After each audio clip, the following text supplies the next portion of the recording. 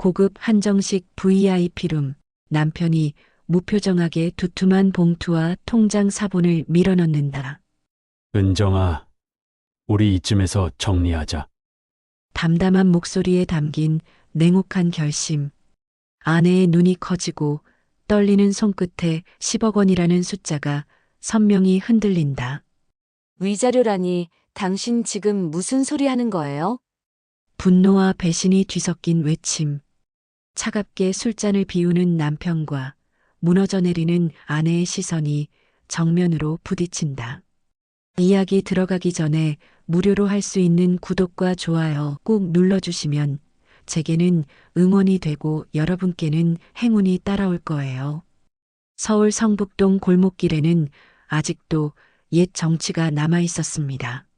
낡은 기와집들 사이로 고양이들이 느긋하게 거닐고 담장 너머로는 할머니들이 기르는 채소밭이 푸르게 자라고 있었죠. 재개발 이야기가 나오고 있다지만 아직까지는 고요하고 평화로운 동네였어요. 이곳에서 박은정은 25해를 살아왔습니다. 결혼과 동시에 이 동네로 와서 어느새 55이 되었네요. 은정의 하루는 새벽 5시 반에 시작됩니다. 먼저 성당 새벽 미사를 위해 집을 나서죠. 골목길을 걸으며 이웃들과 인사를 나누고 미사가 끝나면 성당 청소와 꽃꽂이를 도맡아 합니다. 은정 자매님 덕분에 우리 성당이 이렇게 아름다워요. 신부님의 칭찬에 은정은 늘 겸손하게 고개를 숙였습니다. 성당에서는 모두가 은정을 믿고 의지했어요. 굳은 일도 마다하지 않고 누군가 도움이 필요하면 언제든 달려가는 사람이었거든요.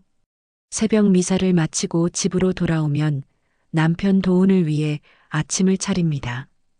된장국에 김치찌개, 계란말이까지 정성스럽게 준비하죠. 예전에는 도훈이 역시 우리 은정이 손맛이 최고야라며 맛있게 먹었는데 요즘에는 급하게 몇 숟가락만 먹고는 늦겠다며 나가버립니다. 은정은 혼자 남은 밥상을 바라보며 묘한 쓸쓸함을 느꼈어요. 오후에는 집 뒤편 작은 텃밭에서 시간을 보냅니다. 상추며 깻잎, 고추를 심어두고 매일 정성스럽게 물을 주죠. 흙을 만지며 기도를 올리는 시간이 은정에게는 가장 평안했습니다. 하나님, 이 작은 씨앗들이 잘 자라게 해주세요. 이웃 할머니들과 나누어 먹을 채소들을 바라보며 소박하지만 보람찬 일상에 감사했거든요. 특히 김할머니는 은정이 기른 상추를 무척 좋아하셨어요. 은정아, 내가 기른 상추가 제일 맛있어. 어떻게 이렇게 싱싱하게 기르니? 그런 말을 들을 때면 은정의 마음도 따뜻해졌습니다. 그런데 언제부턴가 남편 최도훈의 모습이 달라지기 시작했습니다. 건설사 임원으로 일하는 도훈은 원래도 바빴지만 최근에는 유독 집에 들어오는 시간이 늦어졌어요. 밤 10시, 11시는 기본이고 때로는 새벽까지 들어오지 않는 날도 있었습니다.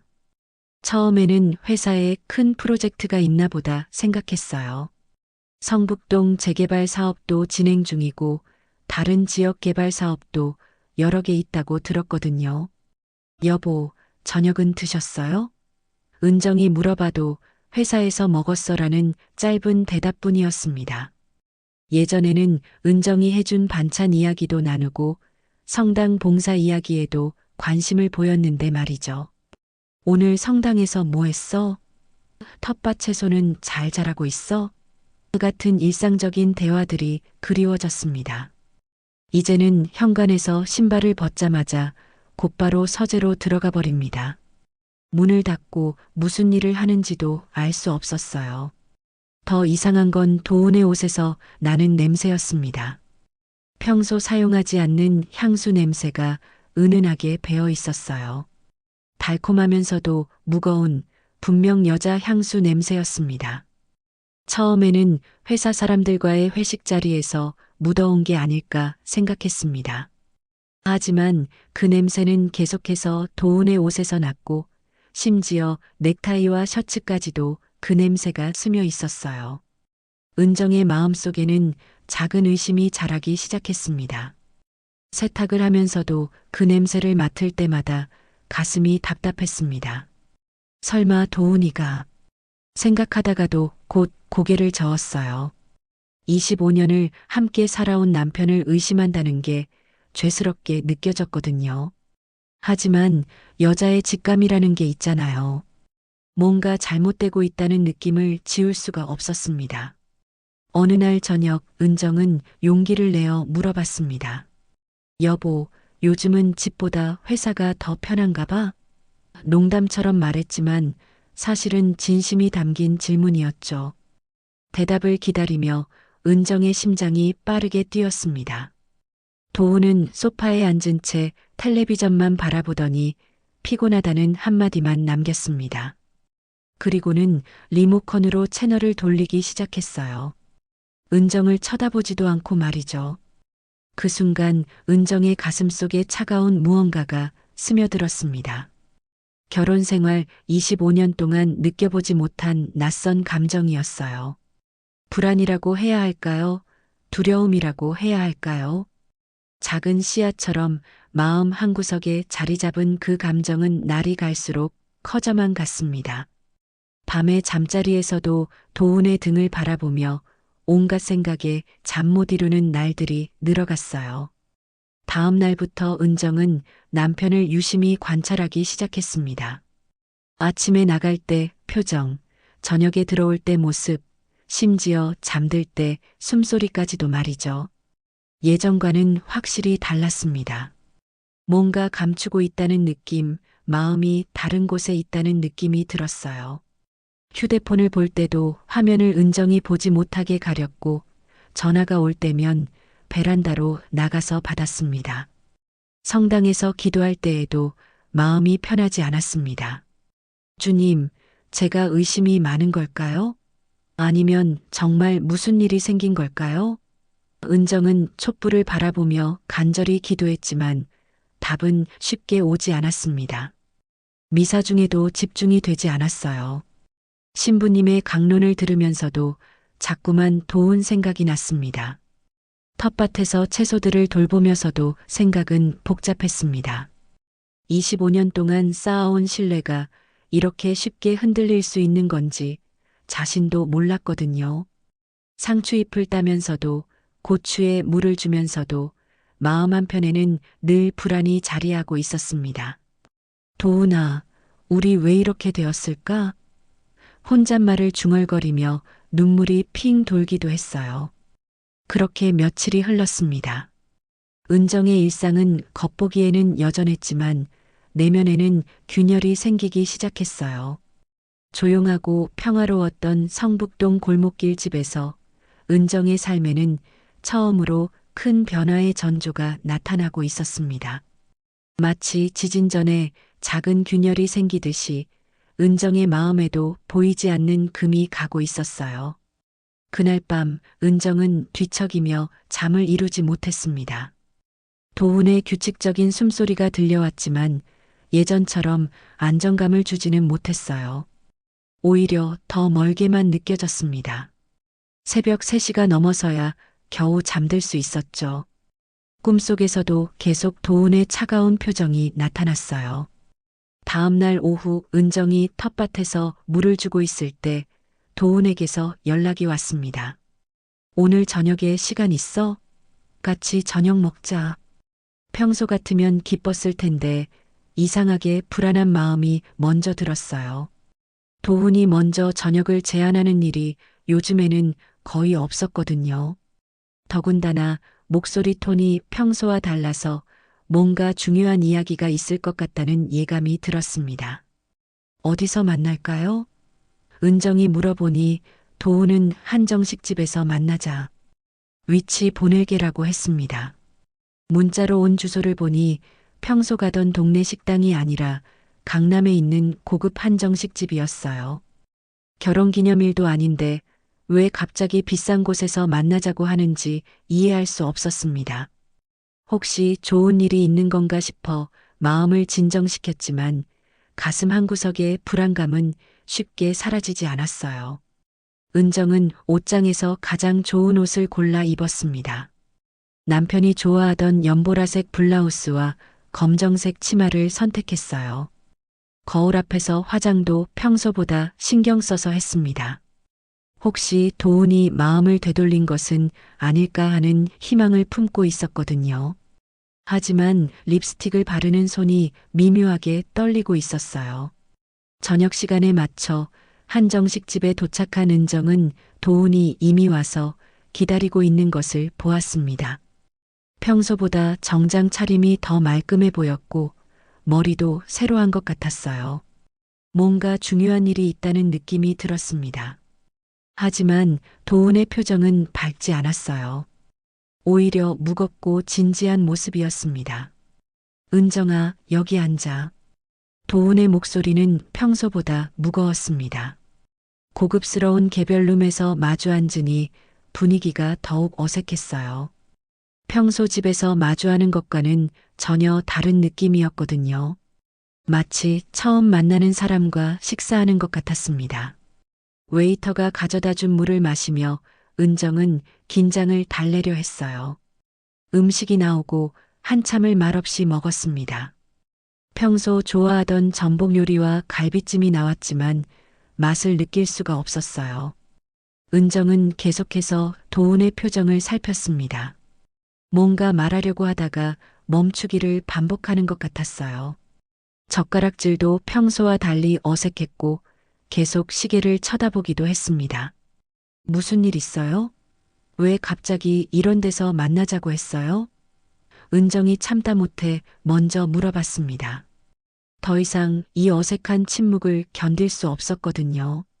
도훈은 젓가락을 내려놓고 깊게 한숨을 쉬었어요. 그리고 소주 한 잔을 단숨에 비웠습니다. 도훈은 술잔을 비우고 나서야 입을 열었습니다. 은정아. 목소리가 떨리고 있었어요. 우리 이야기 좀 해야겠어. 그 말을 듣는 순간 은정의 가슴이 쿵 내려앉았습니다. 좋은 이야기는 아닐 것 같다는 예감이 들었거든요. 젓가락을 든 손이 덜덜 떨렸어요. 은정아, 우리 이쯤에서 정리하자. 도훈이 조심스럽게 말을 꺼냈을 때 은정은 귀를 의심했습니다. 정리한다는 게 무슨 뜻이에요? 목소리가 떨렸지만 최대한 침착하려고 노력했어요. 하지만 가슴은 이미 빠르게 뛰고 있었습니다. 주변의 소음들이 갑자기 멀어지는 것 같았어요. 도훈은 대답 대신 가방에서 서류 봉투를 꺼냈습니다. 그리고 그 안에서 통장 사본 한 장을 꺼내어 은정 앞에 놓았어요. 이거 뭐예요? 은정이 서류를 들여다보는 순간 눈이 커졌습니다. 통장에 적힌 금액이 10억 원이었거든요. 숫자를 다시 세어봐도 분명히 10억이었어요. 위자료야. 도훈의 말은 차갑고 단호했습니다. 마치 회사에서 업무 보고를 하는 것처럼 감정이 없는 목소리였어요. 은정은 통장을 다시 한번 확인했습니다. 분명히 10억 원이 맞았어요. 위자료라니. 도대체 무슨 소리예요? 은정의 목소리가 높아졌습니다. 주변 테이블에서 시선이 몰릴 정도였어요. 우리 이제 각자 살자. 25년이면 충분하지 않아?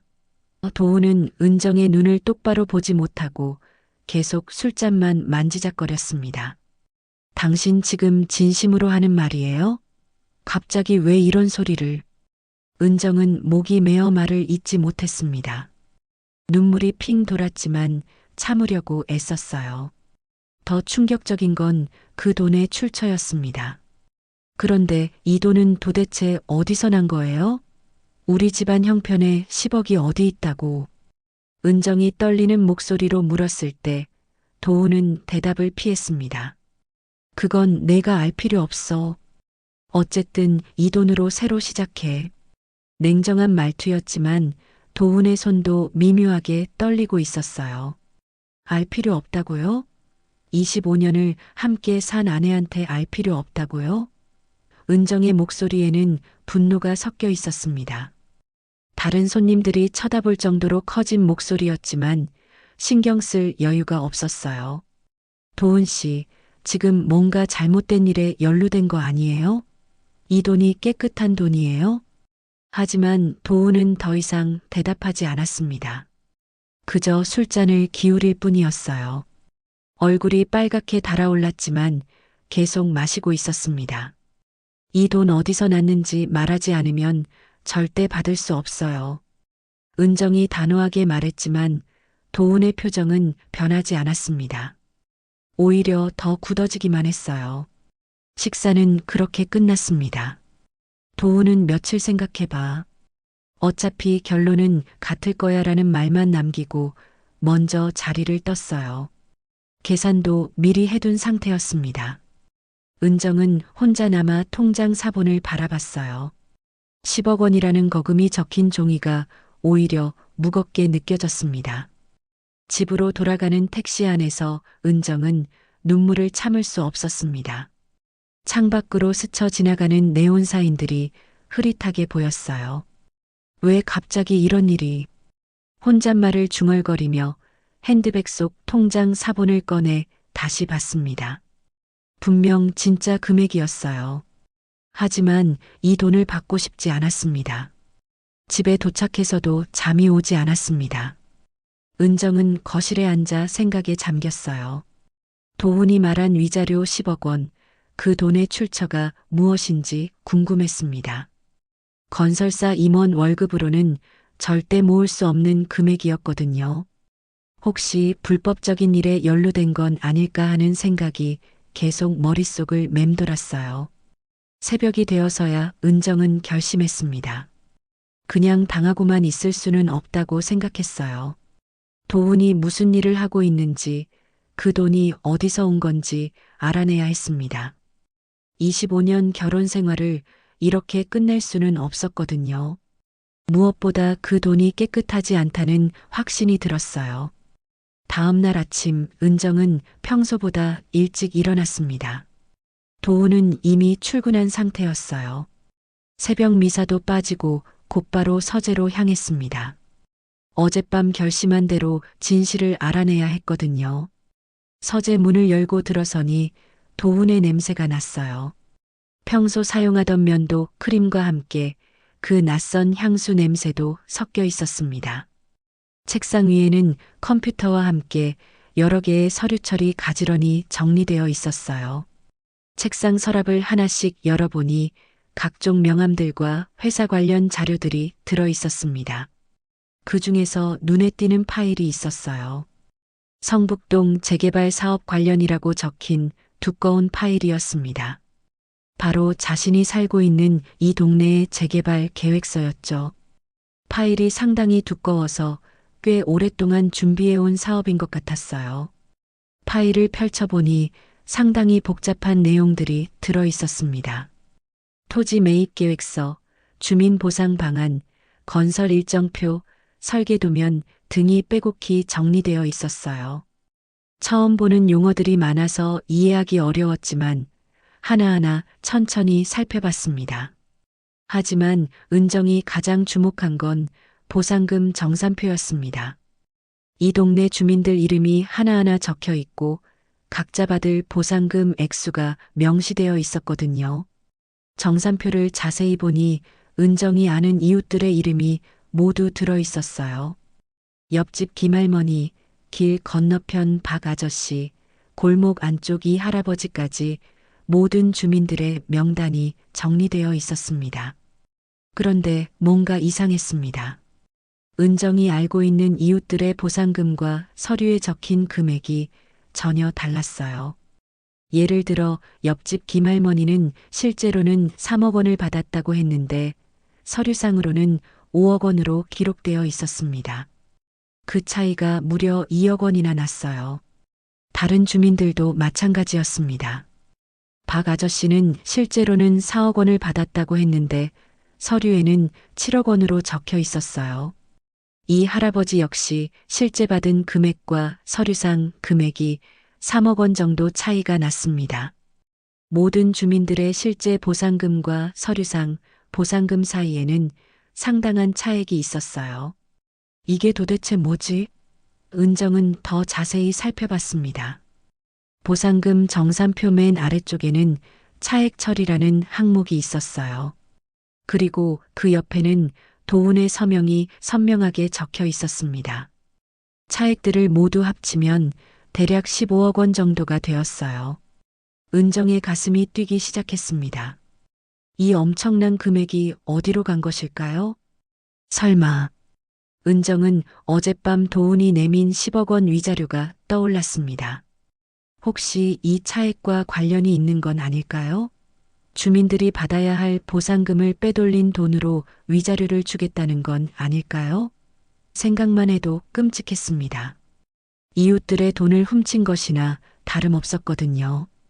성당에서 매일 기도하며 이웃사랑을 실천하려 했던 자신이 그 피해자들과 한 동네에 살고 있었다는 사실이 충격적이었어요.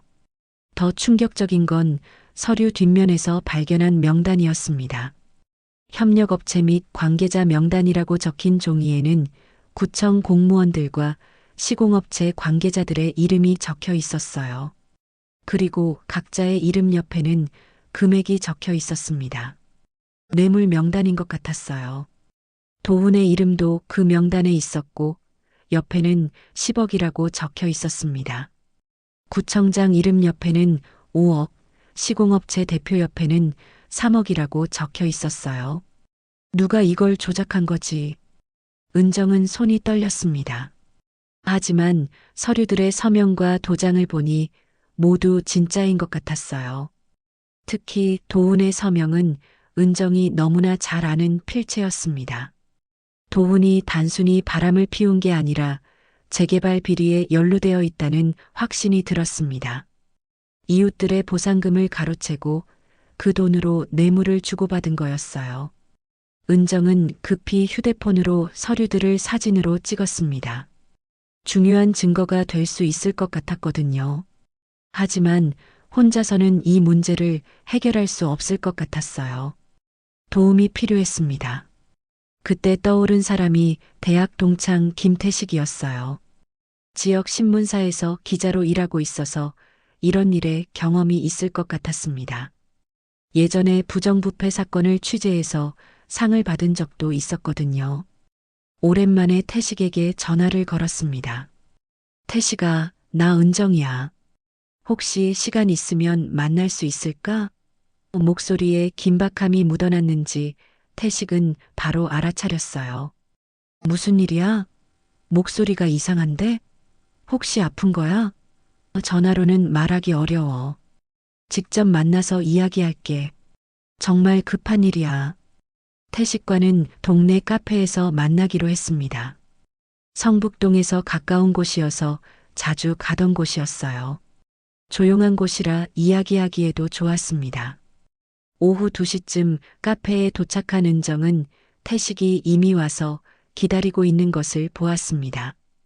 은정아, 정말 오랜만이다. 그런데 얼굴이 왜 이렇게 안 좋아? 살도 빠진 것 같고. 태식아, 나 큰일 났어. 은정은 가져온 서류 사진들을 태식에게 보여주었습니다. 보상금 정산표부터 뇌물 명단까지 모든 것을 자세히 설명했어요. 도훈의 10억 원 위자료 제한까지도 말했습니다. 태식은 서류들을 꼼꼼히 살펴보더니 심각한 표정을 지었습니다. 이거 정말 심각한 문제야. 재개발 비리 중에서도 아주 큰 사건이 될 수 있어. 그럼 어떻게 해야 해? 경찰에 신고해야 하나? 은정이 물어보니 태식은 잠시 뜸을 들였어요. 커피를 한 모금 마시고 나서야 대답했습니다. 아직은 성급해. 이 서류들만으로는 증거가 부족할 수 있어. 더 확실한 증거가 필요해.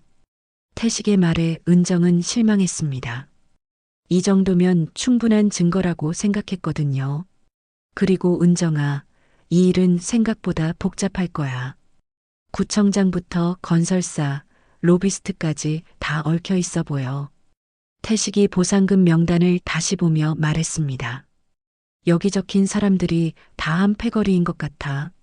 괜히 나섰다가 내가 위험해질 수 있어. 이런 사람들은 못할 짓이 없거든. 태식의 말에 은정은 혼란스러웠습니다. 도움을 요청했는데 오히려 위험하다는 말만 들었거든요. 그럼 그냥 당하고 살라는 거야? 내 남편이 이웃들 돈을 훔쳐서 나한테 위자료로 주겠다는데 이 돈 받고 조용히 있으라는 거야? 은정의 목소리가 높아졌어요. 아니야, 그런 뜻이 아니라. 태식은 주변을 둘러보더니 목소리를 낮췄습니다. 일단 더 조사해 봐야 해. 나도 이 사건에 대해 알아보고 너는 집에서 더 증거를 찾아봐. 확실한 증거가 모이면 그때 움직이자. 성급하게 행동하면 오히려 증거를 숨길 수 있어. 하지만 태식의 태도에서 뭔가 어색함이 느껴졌습니다. 평소 정의감이 강해서 부정부패 기사를 많이 쓰던 태식치고는 너무 소극적이었어요. 시선도 자꾸 피하고 말투도 어딘지 어색했습니다. 혹시 이 사건 알고 있었어? 은정이 직접적으로 물어보니 태식은 잠깐 당황하는 기색을 보였습니다. 뭔 소리야?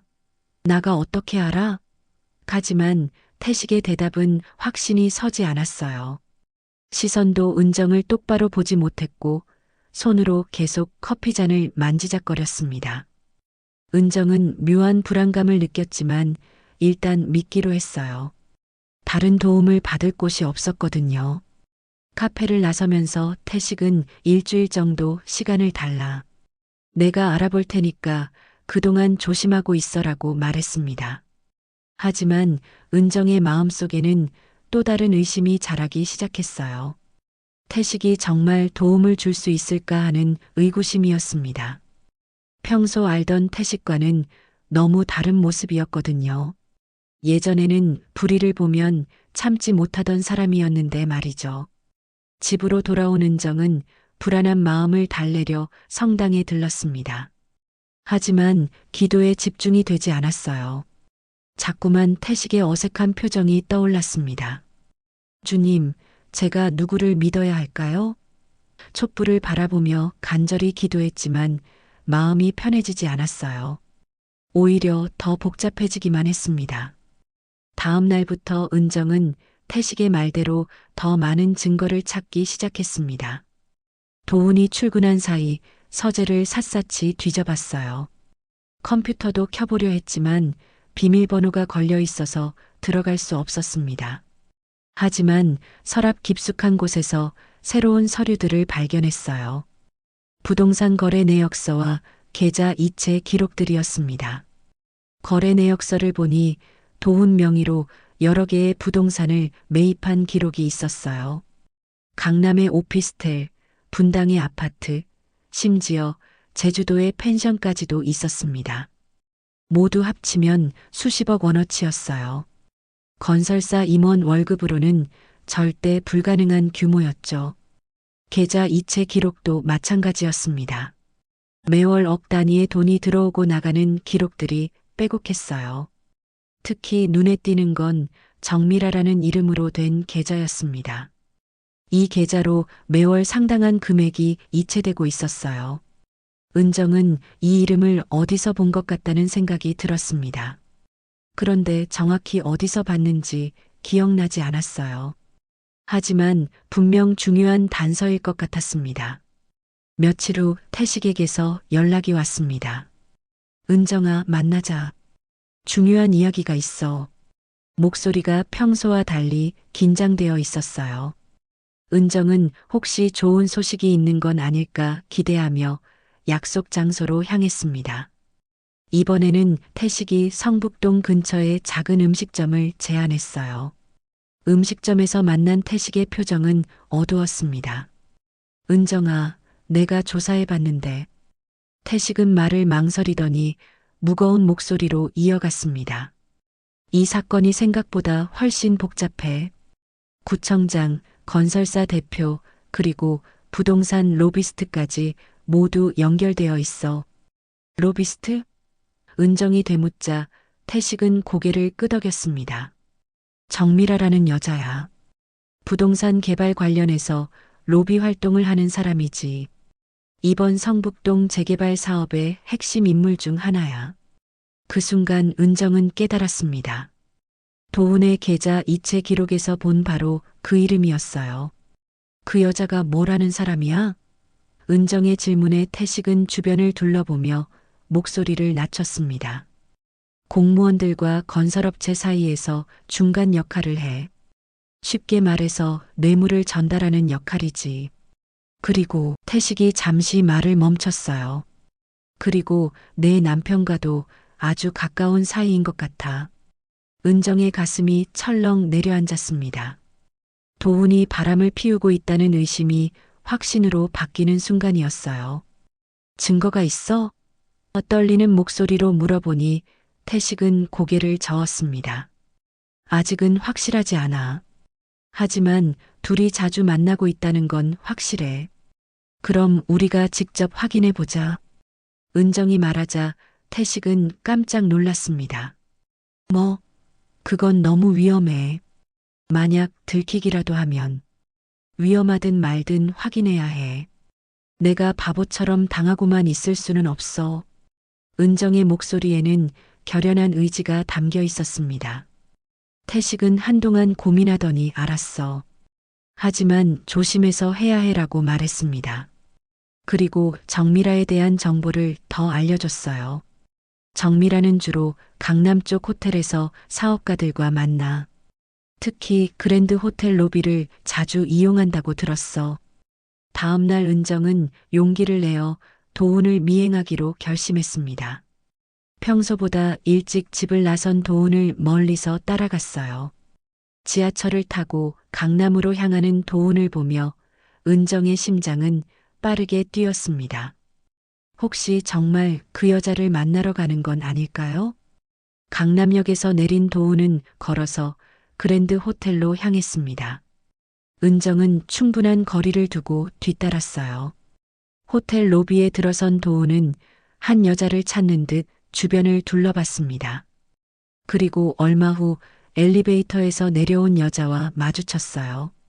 그 여자는 정미라였습니다. 40대 초반으로 보이는 세련된 외모의 여성이었어요. 짙은 화장에 명품 옷을 입고 있었습니다. 도훈과 정미라는 반갑게 인사를 나누며 호텔 내부의 라운지로 들어갔어요. 은정은 멀리서 그 모습을 지켜봤습니다. 두 사람의 모습을 보니 단순한 업무 관계가 아니라는 게 명백했습니다. 정미라는 도훈의 팔을 자연스럽게 터치했고 도훈도 그녀를 편안해하는 것 같았어요. 은정은 떨리는 손으로 휴대폰을 꺼내 사진을 찍었습니다. 중요한 증거가 될 수 있을 거라고 생각했거든요. 하지만 그때였습니다. 갑자기 누군가가 은정의 어깨를 잡았어요. 아줌마, 뭐 하는 거야? 돌아보니 덩치 큰 사내 두 명이 서 있었습니다. 여기서 뭘 하고 있는 거냐고? 위협적인 목소리였어요. 저는 그냥. 은정이 당황해하자 한 사내가 더 가까이 다가왔습니다. 더 캐묻지 마라. 아줌마도 다친다. 협박하는 말투였어요. 은정은 무서워서 뒤로 물러났습니다. 이런 데서 기웃거리지 말고 집에나 가 있어. 사내들의 협박에 은정은 급히 호텔을 나왔습니다. 가슴이 두근거리고 손이 떨렸어요. 하지만 확실한 것은 도훈과 정미라의 관계, 그리고 자신을 감시하고 있는 누군가가 있다는 사실이었습니다. 집으로 돌아가는 길에 은정은 깨달았어요. 이 일이 생각보다 훨씬 위험하다는 것을 말이죠. 그날 밤 은정은 태식에게 전화를 걸었습니다. 호텔에서 있었던 일을 모두 이야기했어요. 태식아, 나 오늘 협박당했어. 누군가 나를 지켜보고 있는 것 같아. 하지만 태식의 반응은 예상과 달랐습니다. 은정아, 내가 그러지 말라고 했잖아. 이제 어떻게 할 거야? 태식의 말투에서 뭔가 이상함을 느낀 은정은 더 직접적으로 물어봤습니다. 태식아, 혹시 너 이 일에 대해 나보다 더 많이 알고 있는 거 아니야? 전화 너머로 한동안 침묵이 흘렀어요. 그리고 태식의 대답은 은정을 더욱 충격에 빠뜨렸습니다. 은정아, 미안해. 태식의 목소리에는 죄책감이 묻어났습니다. 사실 나도 이 일에 조금 연루되어 있어. 하지만 내가 생각하는 것만큼 나쁜 의도는 아니야. 전화기를 들고 있던 은정의 손이 덜덜 떨렸어요. 믿었던 태식마저 자신을 배신한 것 같았거든요. 무슨 소리야? 너까지 그들과 한패라는 거야? 은정의 목소리가 높아졌습니다. 아니야, 그런 게 아니라. 태식이 해명하려 했지만 은정은 더 이상 듣고 싶지 않았어요. 태식아, 너 나한테 거짓말한 거야? 처음부터 다 알고 있었으면서 모르는 척한 거야? 태식은 한참 동안 말이 없다가 깊은 한숨을 쉬었습니다. 은정아, 직접 만나서 이야기하자. 전화로는 설명하기 어려워.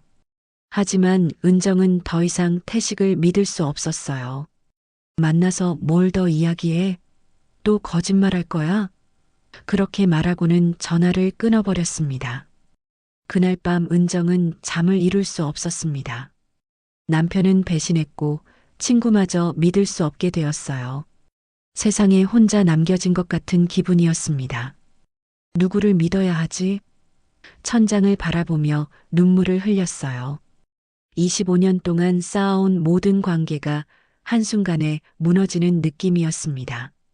다음 날 아침 은정은 다시 한번 도훈을 미행하기로 결심했습니다.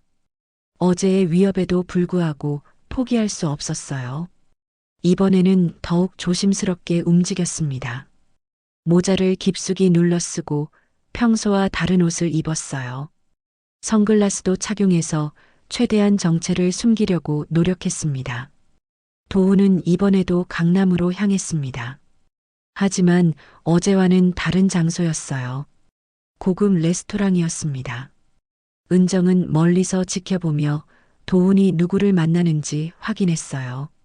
얼마 후 나타난 사람은 역시 정미라였습니다. 두 사람은 개별 룸으로 들어갔고 은정은 레스토랑 밖에서 기다렸습니다. 1시간 정도 후 두 사람이 나왔을 때의 모습은 더욱 충격적이었습니다. 정미라가 도훈의 팔짱을 끼고 걸어 나왔거든요. 그리고 도훈은 그녀의 허리를 자연스럽게 감싸고 있었어요. 이제 의심의 여지가 없었습니다. 둘은 분명 불륜 관계였어요. 은정은 다시 휴대폰을 꺼내 사진을 찍었습니다. 하지만 이번에는 더욱 조심스럽게 멀리서 찍었어요. 두 사람은 택시를 타고 어디론가 사라졌습니다. 은정은 그들이 어디로 가는지 알고 싶었지만 따라갈 수는 없었어요. 대신 레스토랑 직원에게 물어보기로 했습니다. 혹시 방금 나간 남녀를 아세요? 은정이 웨이터에게 조심스럽게 물어보자 그는 고개를 끄덕였습니다.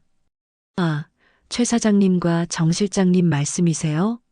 단골 손님들이세요.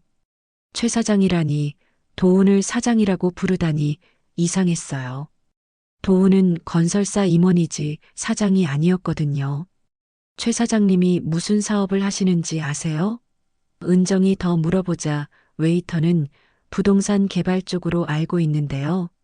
정 실장님과 함께 큰 프로젝트를 진행하신다고 들었어요. 라고 대답했습니다. 은정의 머리가 복잡해졌어요. 도훈이 언제부터 사장이 된 것일까요? 집으로 돌아온 은정은 다시 서재를 뒤져봤습니다. 이번에는 더욱 자세히 살펴봤어요. 그리고 책장 뒤편에서 새로운 서류들을 발견했습니다.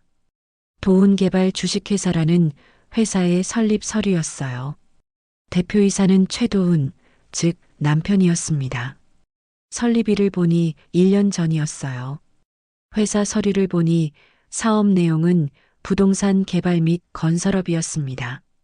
자본금도 상당했어요. 10억 원이 넘는 금액이었습니다. 은정은 깨달았어요. 도훈이 성북동 재개발로 빼돌린 돈으로 자신의 회사를 차린 것 같았거든요. 그리고 정미라는 그 회사의 실장이었던 거예요. 더 충격적인 건 회사 주주 명단이었습니다. 도훈 외에도 구청장, 건설사 대표 등 재개발 관련 핵심 인물들이 모두 주주로 되어 있었어요. 그들이 모두 한패가 되어 성북동 재개발 사업을 이용해 부당한 이익을 챙기고 있었던 거였습니다. 이 사람들이 우리 이웃들을 우롱한 거구나. 은정은 분노로 온몸이 떨렸습니다. 김할머니, 박 아저씨, 이 할아버지. 평생 이 동네에서 살아온 사람들의 보상금을 가로채서 자신들의 배를 불린 거였어요. 그리고 그 더러운 돈으로 바람까지 피우고 있었던 것입니다. 은정은 모든 서류를 다시 사진으로 찍었습니다. 이번에는 빠뜨리는 것 없이 꼼꼼히 기록했어요. 회사 설립 서류, 주주 명단, 계좌 내역까지 모든 것을 증거로 남겼습니다. 이제 혼자서는 감당할 수 없는 수준이었어요. 전문가의 도움이 필요했습니다. 하지만 태식은 믿을 수 없게 되었고 다른 기자들을 아는 것도 아니었어요. 그때 떠오른 것이 시민단체였습니다. 예전에 텔레비전에서 본 적이 있었거든요. 부정부패를 고발하는 시민단체가 있다는 것을 말이죠. 인터넷으로 검색해 보니 시민연대라는 단체가 있었어요. 다음 날 은정은 시민연대 사무실을 찾아갔습니다. 작은 사무실이었지만 벽에는 각종 고발 사건들의 기사가 붙어 있었어요. 무엇을 도와드릴까요? 젊은 활동가가 친절하게 맞아주었습니다. 은정은 자신의 상황을 자세히 설명했어요. 재개발 비리라니. 요즘 정말 많은 사건이 일어나고 있어요. 활동가는 은정이 가져온 서류들을 꼼꼼히 살펴봤습니다. 이 정도면 충분히 고발할 수 있는 증거예요. 하지만 더 확실한 증거가 있으면 좋겠어요. 현장에서 직접 돈이 오가는 모습이나 녹음 자료 같은 것 말이에요. 그런 증거는 어떻게 구해야 하죠? 은정이 물어보자 활동가는 쉽지 않은 일이에요. 하지만 방법이 없는 건 아니죠라고 대답했습니다. 일단 이 서류들로 고발장을 작성해 보세요. 그리고 추가 증거를 더 수집해 보시고요. 사무실을 나서면서 은정은 새로운 희망을 품었습니다. 혼자가 아니라는 느낌이었어요. 하지만 동시에 더 큰 위험이 기다리고 있다는 것도 알고 있었습니다. 이미 한 번 협박을 당했었거든요. 하지만 이제 물러설 수 없었어요. 그날 저녁 도훈이 집에 들어왔을 때 은정은 평소와 다름없이 저녁을 차려주었습니다. 하지만 마음속으로는 복잡한 감정들이 휘몰아치고 있었어요. 분노와 실망 그리고 약간의 두려움까지도 느껴졌습니다. 도훈은 여전히 아무 일 없다는 듯이 밥을 먹었어요. 여보, 요즘 회사 일이 어때요? 은정이 조심스럽게 물어보자 도훈은 그냥 그래라고 대답했습니다. 거짓말을 하는 남편을 보며 은정은 마음이 아팠어요. 언제부터 이렇게 멀어진 걸까요? 언제부터 서로에게 거짓말을 하게 된 걸까요? 며칠 후 은정은 시민연대에서 연락을 받았습니다. 고발장 준비가 거의 끝났어요. 하지만 한 가지 더 필요한 게 있어요. 활동가의 목소리에는 긴장감이 묻어났습니다. 직접적인 증거가 더 있으면 좋겠어요. 현금 거래 현장이나 대화 녹음 같은 것 말이에요. 지금까지 모은 서류만으로도 충분하지만 더 확실한 증거가 있으면 기소까지 확신할 수 있거든요. 은정은 고민에 빠졌습니다. 그런 증거를 어떻게 구한다는 말인가요? 이미 한 번 협박을 당했는데 더 위험한 일을 해야 한다니 두려웠어요. 하지만 이웃들이 당한 피해를 생각하니 포기할 수 없었습니다. 김할머니의 억울한 표정, 박 아저씨의 한숨소리가 계속 귓가에 맴돌았거든요. 방법이 있을까요? 남편분의 휴대폰이나 컴퓨터에 증거가 있을 수도 있어요. 아니면 그들이 만나는 장소에서 대화를 녹음하는 방법도 있고요. 활동가의 제안에 은정은 망설였습니다. 남편의 사생활을 엿보는 것도 쉽지 않은 일이었거든요. 하지만 이제 와서 물러설 수는 없었어요. 그날 밤 도훈이 잠든 후 은정은 조심스럽게 그의 휴대폰을 확인해 봤습니다. 하지만 비밀번호가 걸려 있어서 열어볼 수 없었어요. 컴퓨터도 마찬가지였습니다. 은정은 한숨을 쉬며 포기하려던 순간 도훈의 가방에서 또 다른 휴대폰을 발견했습니다. 검은색 케이스에 쌓인 작은 휴대폰이었어요. 두 번째 휴대폰은 비밀번호가 걸려 있지 않았어요. 은정은 떨리는 손으로 메시지를 확인해 봤습니다.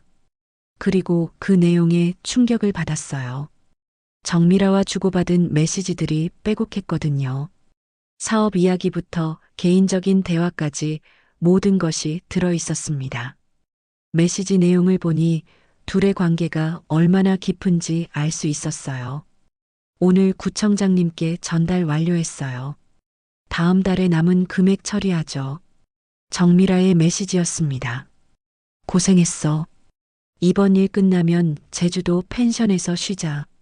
도훈의 답장이었어요. 둘의 관계가 단순한 불륜이 아니라 공범 관계라는 것이 명확해졌습니다. 은정은 배신감과 분노로 온몸이 떨렸어요. 더 읽어보니 더욱 구체적인 내용들이 나왔어요. 박 아저씨 보상금 차액 3억, 김할머니 것 2억, 이번 주에 정리해 드릴게요. 조심해서 해. 요즘 수상하게 생각하는 사람들이 있어. 누구 말이야? 재개발 주민 중에 캐묻는 사람이 있다던데. 아무래도 조심해야 할 것 같아. 은정은 자신의 이웃들 이름이 구체적으로 거론되는 것을 보며 분노가 치밀었습니다. 은정은 이 메시지들을 모두 사진으로 찍었습니다. 결정적인 증거였어요. 하지만 더 중요한 건 앞으로의 계획이 담긴 메시지였습니다. 내일 오후 3시 호텔에서 구청장님과 최종 정산 예정. 현금으로 준비했어요. 얼마? 이번에는 5억. 큰 건이니까 조심하자. 바로 내일의 일정이었습니다. 은정은 즉시 시민연대에 연락했습니다. 중요한 증거를 찾았어요. 그리고 내일 그들이 만나는 약속도 알아냈어요. 활동가는 흥분한 목소리로 대답했습니다. 정말요? 그럼 현장을 잡을 수 있겠네요. 하지만 위험할 수 있어요. 이미 한 번 협박을 당하셨잖아요. 괜찮아요. 이미 여기까지 온 이상 끝을 봐야죠. 은정의 목소리에는 결연한 의지가 담겨 있었습니다. 이웃들을 위해서라도 포기할 수 없었어요. 활동가는 그럼 내일 같이 가요. 혼자서는 너무 위험해요. 우리 단체에서 전문 촬영팀도 준비할 수 있어요 라고 제안했습니다. 은정은 고마운 마음으로 동의했어요. 다음 날 오후 은정은 활동가와 함께 그랜드 호텔로 향했습니다. 이번에는 더욱 철저히 준비했어요. 소형 녹음기도 준비했고 망원 렌즈가 달린 카메라도 가져왔습니다. 활동가 외에도 경험 많은 시민 기자 한 명이 더 합류했어요. 조심하세요. 들키면 안 돼요. 이번이 마지막 기회일 수도 있어요. 활동가가 당부했습니다. 호텔 로비에서 기다리던 중 도훈과 정미라가 나타났습니다. 평소보다 긴장한 표정이었어요. 그리고 얼마 후 정장을 입은 중년 남성도 도착했습니다. 은정은 그 사람을 알아봤습니다. 텔레비전에서 본 적이 있는 성북구청장이었어요. 세 사람은 호텔 내부의 비즈니스 라운지로 들어갔습니다. 각각 서류 가방을 들고 있었어요. 은정과 활동가들은 라운지 근처에서 지켜봤습니다. 다행히 그들이 앉은 테이블이 창가 쪽이어서 밖에서도 볼 수 있었어요. 정미라가 검은색 서류 가방을 테이블 위에 올려놓는 것이 보였습니다. 가방을 열자 두꺼운 봉투들이 들어 있었어요. 그리고 구청장이 그것을 받아 자신의 가방에 넣었습니다. 지금이야. 활동가가 속삭였습니다. 은정은 떨리는 손으로 카메라 셔터를 눌렀어요. 결정적인 순간이었습니다.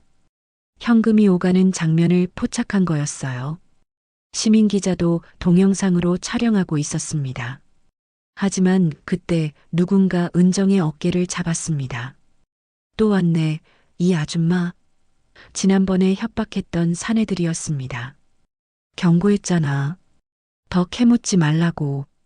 이번에는 더욱 위협적이었어요. 활동가와 시민기자도 함께 붙잡혔습니다. 이번에는 그냥 넘어가지 않을 거야. 카메라도 모두 내놔. 사내들은 은정과 활동가들을 호텔 뒤편 주차장으로 끌고 갔습니다. 카메라 내놔. 그리고 지금까지 찍은 사진 모두 삭제해. 협박하는 목소리였어요. 은정은 무서웠지만 카메라를 내주지 않았습니다. 왜 이러세요? 우리가 뭘 잘못했다고. 이건 국민의 알 권리예요. 잘못한 게 뭔지 모르겠어? 사내 중 하나가 은정의 카메라를 빼앗으려 했습니다. 하지만 그때 활동가가 큰 소리로 외쳤어요. 도움을 주세요. 여기 사람이 필요해요. 강도예요. 호텔 보안 요원들이 달려왔고 사내들은 욕설을 내뱉으며 도망갔습니다. 겨우 위기를 넘긴 은정과 활동가들은 급히 그 자리를 떠났습니다. 다행히 카메라와 녹음기는 모두 지킬 수 있었어요. 사진 잘 나왔나요? 은정이 물어보자 활동가는 카메라를 확인해 봤습니다. 완벽해요. 현금 전달 장면이 선명하게 찍혔어요. 동영상도 확보했고요. 하지만 기쁨도 잠시였습니다. 집으로 돌아가는 길에 은정은 불안했어요. 이제 그들이 자신을 더욱 경계할 것 같았거든요. 혹시 집까지 찾아오는 건 아닐까 하는 두려움이 들었습니다. 하지만 중요한 증거를 확보했다는 성취감도 컸어요. 그날 저녁 도훈이 집에 돌아왔을 때 평소와 달리 표정이 어두웠습니다. 휴대폰을 계속 확인하며 초조해하는 모습이었어요. 어디 갔다 왔어? 갑자기 은정에게 물어봤습니다. 성당에 다녀왔어요. 왜요? 은정이 대답하자 도훈은 의심스러운 눈빛으로 바라봤습니다. 요즘 이상한 사람들이 우리 주변을 맴돌고 있다는 얘기가 있어. 조심해. 도훈의 경고였습니다.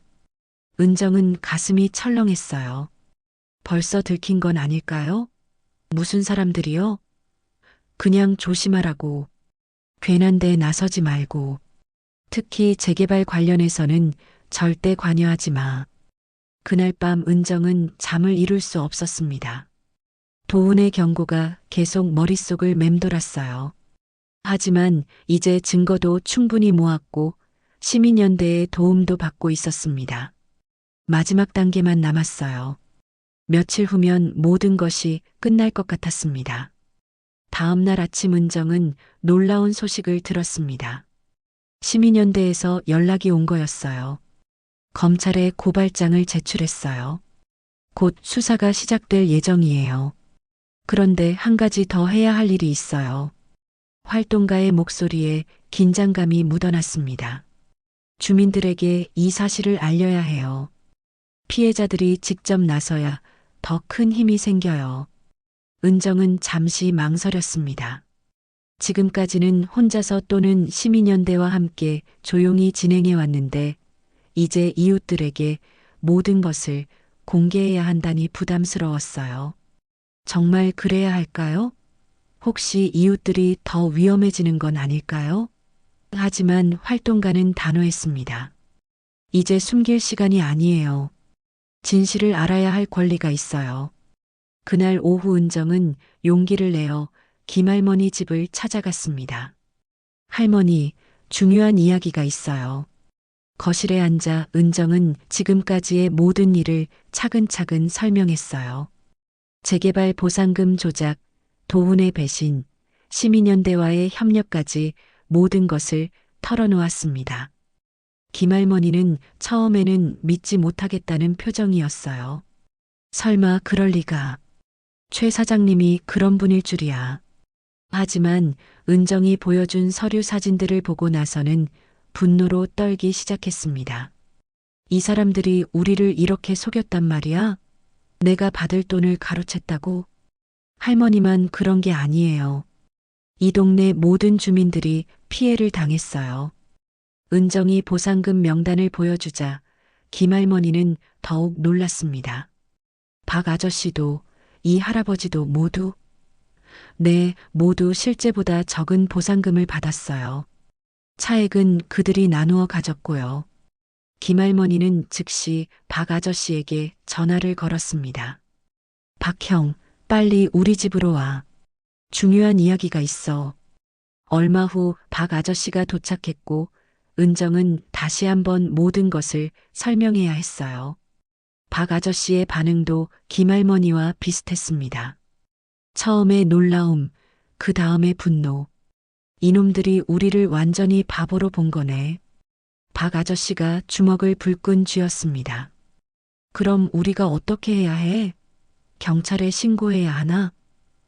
이미 시민연대에서 검찰에 고발했어요. 하지만 주민들이 직접 나서면 더 큰 힘이 생긴다고 해요. 이 할아버지까지 불러온 후 네 사람은 대책을 논의했습니다. 다른 주민들에게도 알려야 해. 김할머니가 말했습니다. 모두 모여서 이야기해야겠어. 언제가 좋을까? 박 아저씨가 제안했어요. 내일 저녁에 마을회관에서 모이자. 모든 주민들을 불러서 다음 날 저녁 성북동 마을회관에는 주민들이 하나둘씩 모여들었습니다. 은정은 떨리는 마음으로 준비한 자료들을 정리했어요. 시민연대 활동가도 함께 왔습니다. 긴장하지 마세요. 진실을 말하는 것뿐이에요. 활동가가 격려해줬습니다. 회관이 가득 찰 정도로 많은 주민들이 모였어요. 대부분 고령자들이었지만 젊은 층도 몇 명 있었습니다. 은정은 마이크 앞에 섰습니다. 여러분, 중요한 이야기가 있어서 모시게 되었어요. 목소리가 떨렸지만 최대한 또렷하게 말하려고 노력했습니다. 우리 모두가 재개발 보상금을 받았잖아요. 하지만 실제로는 더 많은 금액을 받을 수 있었어요. 은정이 준비한 보상금 비교표를 스크린에 띄웠습니다. 주민들이 실제로 받은 금액과 정부에서 책정한 금액의 차이가 명확히 드러났어요. 처음에는 웅성거리던 주민들이 점점 분노하기 시작했습니다. 이게 정말이야? 누가 우리 돈을 가져간 거야? 질문들이 쏟아졌어요. 은정은 차근차근 설명했습니다. 도훈과 구청장, 정미라가 어떻게 공모했는지, 어떤 방법으로 보상금을 빼돌렸는지 모든 것을 공개했어요. 그럼 은정이 남편이 우리를 속인 거야? 한 주민이 물어봤습니다. 은정은 고개를 끄덕였어요. 죄송해요. 제가 미리 몰랐어서 막지 못했어요. 목이 메어 말을 잇기 어려웠지만 끝까지 이야기했습니다. 하지만 이제라도 되찾을 수 있어요. 다 같이 힘을 모으면요. 시민연대 활동가가 나서서 법적 절차에 대해 설명했습니다. 이미 검찰에 고발장을 제출했어요. 하지만 피해자들이 직접 고발하면 더 강력한 수사가 가능해요. 집단 고발을 하시는 게 좋겠어요. 주민들은 열띤 토론을 벌였습니다. 우리가 가만히 있을 수는 없지. 김할머니가 일어섰습니다. 평생 모은 돈으로 산 집인데 보상금마저 제대로 못 받았다니. 맞아, 우리가 나서야 해. 박 아저씨도 동참했어요. 분위기가 점점 달아올랐습니다. 그런데 그때 회관문이 열리며 낯선 사람들이 들어왔습니다. 정장을 입은 중년 남성들이었어요. 은정은 그 중 한 명을 알아봤습니다. 구청 공무원이었어요. 여기서 무슨 모임을 하고 계신가요? 위압적인 목소리였습니다. 주민회의예요. 무슨 문제라도 있나요? 김할머니가 당당하게 대답했습니다. 재개발 관련해서 잘못된 정보가 유포되고 있다는 신고가 있었어요. 혹시 그런 이야기를 하신 건 아니죠? 공무원의 말에 주민들이 웅성거렸어요. 시민연대 활동가가 나섰습니다. 여기는 합법적인 주민 모임이에요. 표현의 자유를 침해할 권리는 없어요. 아, 시민단체에서 나오셨네요. 그럼 더욱 조심하셔야겠어요. 잘못된 정보로 주민들을 선동하시면 안 되거든요. 은정은 가슴이 두근거렸습니다. 벌써 그들이 알아챈 것 같았어요. 하지만 이제 물러설 수 없었습니다. 우리는 진실을 이야기하고 있어요. 증거도 다 있고요. 은정이 용기를 내어 말했습니다. 증거라고 하시니 궁금하네요. 혹시 보여줄 수 있나요? 공무원이 비아냥거리는 투로 말했습니다. 하지만 은정은 당당했어요. 물론이죠. 여기 모든 서류가 있어요. 보상금 조작 서류, 뇌물수수 명단, 현금 거래 사진까지 모든 것을 공개했습니다. 공무원들의 얼굴이 굳어졌어요. 예상했던 것보다 훨씬 구체적이고 확실한 증거들이었거든요. 이런 자료들은 어디서 구하신 거죠? 당황하는 기색이 역력했습니다. 합법적인 방법으로 수집했어요. 문제될 것 없어요. 그때 한 주민이 큰 소리로 외쳤습니다. 우리 돈 돌려내. 다른 주민들도 동조했어요. 도둑놈들, 우리를 속였어. 회가 난이 아수라장이 되었습니다. 공무원들은 급히 자리를 떴고 주민들의 분노는 더욱 커졌어요. 이제 정말 시작이에요. 시민연대 활동가가 말했습니다. 내일부터 본격적인 고발 절차에 들어가요. 여러분 모두 힘을 모아주세요. 주민들은 한 목소리로 동의했습니다. 은정은 드디어 혼자가 아니라는 느낌을 받았어요. 그날 밤 집으로 돌아온 은정은 각오를 다졌습니다. 이제 정말 마지막 단계였어요.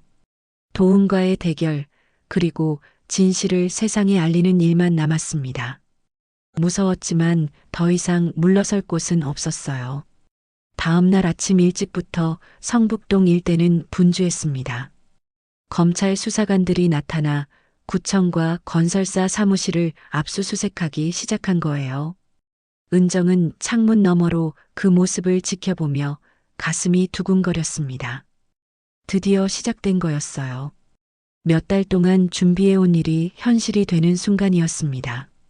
오전 10시경 도훈에게서 급한 전화가 걸려왔습니다. 은정아, 나 지금 큰일 났어. 집에 있어. 절대 밖에 나가지 마. 목소리가 떨리고 있었어요. 은정은 침착하게 대답했습니다. 무슨 일이에요? 설명할 시간 없어. 일단 집에만 있어. 곧 들어갈게. 하지만 은정에게는 더 중요한 일이 있었습니다. 오늘 오후 2시에 성북구청에서 재개발 주민 설명회가 열리기로 했거든요. 시민연대와 주민들이 함께 준비한 자리였어요. 구청장과 관계자들 앞에서 모든 진실을 공개하는 자리였습니다. 은정은 평소보다 단정하게 옷을 차려입었습니다. 검은색 정장에 흰 블라우스를 선택했어요. 거울을 보며 마음을 다잡았습니다. 은정아, 이제 마지막이야. 용기를 내자. 가방에는 모든 증거 자료를 정리해서 넣었어요. 오늘이 결정적인 날이었습니다. 구청 대강당에는 생각보다 많은 사람들이 모여 있었습니다. 성북동 주민들뿐만 아니라 기자들, 시민단체 관계자들, 그리고 구청 공무원들까지 참석했어요. 무거운 분위기가 감돌았습니다. 은정은 김할머니, 박 아저씨와 함께 앞자리에 앉았어요. 구청장이 등장했을 때 대강당은 순간 조용해졌습니다. 평소 텔레비전에서 보던 모습과는 달리 초췌해 보였어요. 아마 아침 압수수색으로 상당한 충격을 받았을 거예요. 오늘 이 자리는 주민 여러분의 궁금증을 해소하기 위해 마련되었습니다. 떨리는 목소리였습니다. 시민연대 활동가가 먼저 발언했습니다. 성북동 재개발 사업에서 심각한 비리가 있었다는 것을 고발합니다. 그리고 대형 스크린에 증거 자료들이 나타났어요. 보상금 조작 서류, 뇌물수수 명단, 현금 거래 사진까지 모든 것이 공개되었습니다. 구청장과 공무원들의 얼굴이 창백해졌어요. 예상보다 훨씬 구체적이고 명확한 증거들이었거든요. 이런 자료들은 조작된 것일 수도 있습니다. 구청장이 변명했지만 설득력이 없었어요. 사진 속 그의 모습이 너무 선명했거든요. 그때 은정이 일어섰습니다. 제가 직접 증언하겠습니다. 마이크 앞에 선 은정의 목소리는 떨렸지만 또렷했어요. 저는 박은정입니다. 성북동에 25년째 살고 있고 최도훈의 아내입니다. 대강당이 술렁였어요. 가해자 가족의 증언이었거든요. 제 남편 최도훈과 구청장님 그리고 정미라라는 로비스트가 공모해서 주민들의 보상금을 가로챘습니다. 은정의 목소리가 점점 커졌어요. 여기 계신 김할머니는 실제로는 5억 원을 받아야 했는데 3억만 받았습니다. 박 아저씨는 7억 원 대신 4억만 받았어요. 주민들이 웅성거리기 시작했습니다. 우리 돈 어디 갔어? 도둑놈들. 분노의 목소리가 터져나왔어요. 은정은 계속 이어갔습니다. 총 15억 원의 차액이 발생했고 이 돈으로 제 남편은 자신의 회사를 차렸습니다. 그리고 구청장님과 관계자들에게 뇌물을 주었어요. 구청장이 벌떡 일어섰습니다. 근거 없는 주장입니다. 법적 조치를 취하겠습니다. 하지만 그때 대강당 뒤쪽에서 웅성거림이 일었어요. 검찰 수사관들이 들어온 거였습니다. 김성우 구청장님, 특정경제범죄가중처벌법 위반 혐의로 긴급 체포합니다. 현장이 아수라장이 되었습니다. 구청장이 체포되는 모습을 기자들이 촬영했고 주민들은 박수를 쳤어요. 잘했어. 드디어 잡혔네. 환호성이 터져나왔습니다. 은정은 가슴이 벅차올랐어요. 드디어 정의가 실현되는 순간이었습니다. 수사관들은 구청장뿐만 아니라 참석한 공무원 몇 명도 함께 연행했어요. 최도훈과 정미라도 오늘 오전에 체포되었습니다. 수사관의 말에 은정은 복잡한 기분이 들었어요. 남편이지만 죄를 지었으니 당연한 결과였습니다. 설명회는 그렇게 끝났습니다. 기자들이 은정을 둘러싸고 인터뷰를 요청했어요. 남편을 고발한 심정이 어떠세요? 힘들지 않으셨나요? 질문들이 쏟아졌습니다. 은정은 침착하게 대답했어요. 옳은 일을 했다고 생각해요. 이웃들이 당한 피해를 그냥 넘길 수 없었거든요. 그 모습이 저녁 뉴스 메인으로 보도되었습니다. 성북동 재개발 비리 사건, 가해자, 아내의 양심 고발로 진실 드러나 헤드라인이었어요. 은정의 용기 있는 행동이 전국적으로 알려진 거였습니다. 많은 사람들이 응원의 메시지를 보내왔어요. 며칠 후 은정은 구치소에 있는 도훈을 면회했습니다. 수척해진 모습의 도훈은 은정을 보자 눈물을 흘렸어요. 은정아, 미안해. 정말 미안해. 이제 와서 미안하다고 하면 뭐해요? 이웃들한테 미안해해야죠. 은정의 목소리는 차갑지만 눈물이 핑 돌았어요. 나 정말 잘못했어. 처음에는 작은 일이라고 생각했는데 점점 돌이킬 수 없게 되었어. 도훈의 고백이었습니다. 변명하지 마세요. 선택은 당신이 한 거예요. 은정은 더 이상 할 말이 없었어요. 25년의 결혼 생활이 이렇게 끝나는 게 안타까웠지만 어쩔 수 없었습니다. 몇 개월 후 재판이 열렸습니다. 도훈과 구청장, 정미라 모두 유죄 판결을 받았어요. 도훈은 징역 5년, 구청장은 7년을 선고받았습니다. 정미라도 3년의 실형을 받았어요. 그리고 빼돌린 돈은 모두 주민들에게 돌려주기로 했습니다. 은정은 이혼 절차를 밟았습니다. 더 이상 함께 살 수 없었거든요. 하지만 원망하지는 않았어요. 대신 새로운 삶을 시작하기로 결심했습니다. 아버지가 남긴 작은 수첩에서 힘을 얻었어요. 정의는 반드시 승리한다고 적힌 아버지의 글씨를 보며 마음을 다잡았습니다. 은정은 성북동 주민 권익보호단체를 만들었습니다. 재개발로 피해를 당한 주민들을 돕는 일을 시작한 거예요.